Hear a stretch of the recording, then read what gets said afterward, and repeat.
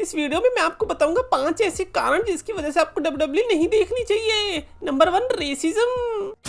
तो guys, so much champions of the world में 3DX the best wrestling creator on this subcontinent with the best wrestling audience। Racism एक ऐसी चीज है जो कि हमें तो आई थिंक समझ में नहीं आएगी उतनी, बट अमेरिका में ये बहुत बड़ी चीज है। बट मेरे को लगता है कभी कभी लाइक थोड़ा देखना चाहिए उन्हें कि क्या सिचुएशन है। अभी रिसेंटली रॉ देखने को मिली थी जिसमें कार्लिटो ने एक लाइन बोली थी जब वो एडम पियर्स के पास जाता है, जिसके पहले ईओ स्काई और कायरी सेन थे। तो जब वो वहां से जाती है तो कार्लिटो आके बोलता है मुझे चाइनीज सीखनी पड़ेगी। तो उसकी वजह से फैन बेस पूरा पगला गया है। WWE के फैंस में आग लग चुकी है। जैसे आप पॉपकॉर्न डालते हो ना वो फटने के लिए, तो जैसे वो पुट पुट पुट पुट करके फट रहे होते हैं, ऐसे ही WWE के फैंस फट रहे हैं। बिकॉज उनको लगता है कि उनकी फीलिंग्स हर्ट हो गई है। अब उनको दुनिया में सही रास्ता कौन दिखाएगा। उनके फेवरेट WWE सुपरस्टार्स तो उनको नैतिक शिक्षा जो देने वाले थे, अब उनको वो नहीं मिल पाएगी क्योंकि रेसिज्म कर दिया है ना।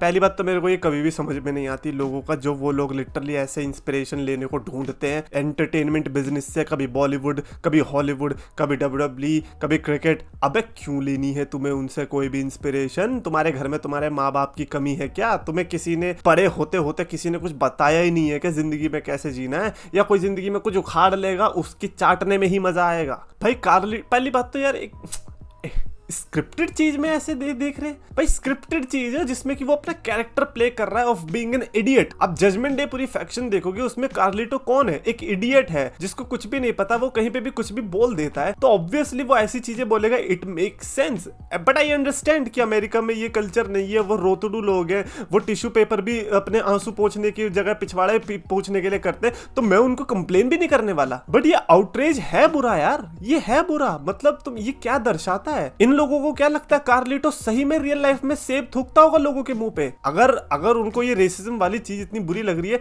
फिर तो ये भी लगनी चाहिए कि भाई ये तो सेब थूक रहा है, ऐसे कैसे यार, गो ग्रीन गो क्लीन, ये तो लोगों के मुंह को क्लीन कर रहा है सेब खा खा के, तब किसी को कोई प्रॉब्लम नहीं हो रही। ये फालतू से रेसिज्म चीज पे इन्हें मरना है, पूरा मूड खराब कर देते हैं भाई। ऐसा सोशल मीडिया स्क्रॉल करो, हर जगह बस यही चल रहा है, कार्लिटो को कैंसिल करने की बात करने, है ना। अब फोर्टनाइट में इनसे 2 किल होते नहीं है, लेकिन इनको किसी बंदे को कैंसिल करना है। और WWE वाले की तरफ से अब अलग ही अपडेट आ रही है। अपेरेंटली बैक स्टेज में हीट आई इस चीज को लेके, बिकॉज उनको अच्छा नहीं लगा कार्लिटो ने ऐसा बोला, बिकॉज वो स्क्रिप्ट में नहीं था, वो अनस्क्रिप्टेड था, कार्लिटो ने इम्प्रोवाइज किया था।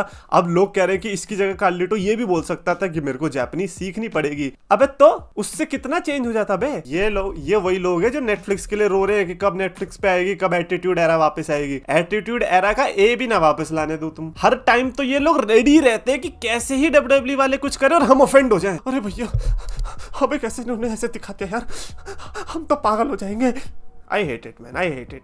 WWE से रिलेटेड कोई बात नहीं है, बस WWE से इन्हें नैतिक शिक्षा लेनी है भाई। मैं क्या ही बोलूं यार। अभी लगातार दो ऐसे केस हो चुके हैं, इसीलिए बहुत अजीब सा लग रहा है। बिकॉज अंडरटेकर और बटिस्टा को रिसेंटली हेट मिली for having a political opinion. बस इतना सा उनका दोष है कि उनकी एक पॉलिटिकल आइडियोलॉजी है, बस इतना।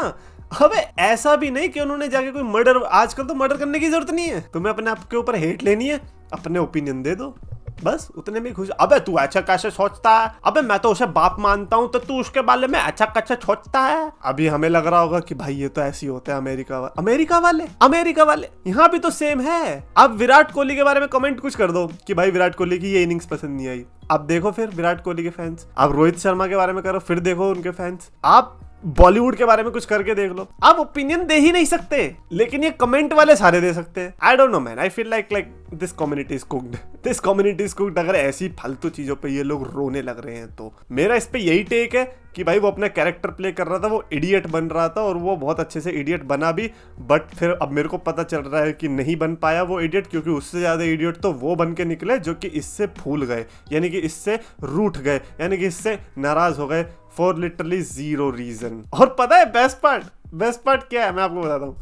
जिसको तकलीफ होनी चाहिए थी, जो विक्टिम होना चाहिए था, ईओ स्काई और कायरी सेन को लगा कि हाँ इट वाज ओके, वो इडियट बनने की कोशिश कर रहा था और वो उसने बना भी। तो मतलब इस चीज से जो रो रहे हैं वो बंदे हैं जिसके ऊपर ये अटैक था भी नहीं, ये बिहाफ पे ही अटैक ले रहे हैं। ए भगवान, मेरे को इस वाली जनरेशन में क्यों पैदा किया यार, ऐसे नमूनों के साथ क्यों जीना पड़ रहा है मेरे को। इंटरनेट अब यही रह गया, आप कहीं पे भी जाओ कोई ना कोई लाइक अपने बाप को वो कर ही रहा होगा, भाई ये तो मेरा बाप है, इसके बारे में तुम कुछ भी मत बोल देना, अगर कुछ नहीं तुमने इधर उधर भी बोला ना। और पता है कोई कुछ बोलता भी नहीं बुरा, बस थोड़ा सा भी कंस्ट्रक्टिव क्रिटिसिज्म या फिर उसके अपोजिट वाले की तारीफ भी कर दो ना, इनकी उसमें ही सुलग लेती है कि भाई हमारे तो कभी इंग्लिश में अच्छे नंबर आए नहीं, लेकिन आज तुझे जो इंग्लिश हम दिखाने वाले, ओए होए होए। कुक्ड है भाई, ये कम्युनिटी कुक्ड है मैन। मेरा तो बस यही थॉट्स है कि भाई पगलैट हो गए लोग, अगर ये इस चीज पे रो गए ना तो ये नेटफ्लिक्स के लिए रेडी ही नहीं है रेडी। कमेंट्स में डेफिनेटली आप अपने थॉट्स लिख के बताना कि क्या था ये, और अगर आपको वीडियो पसंद आए तो प्लीज लाइक करो, शेयर करो, चैनल सब्सक्राइब करो।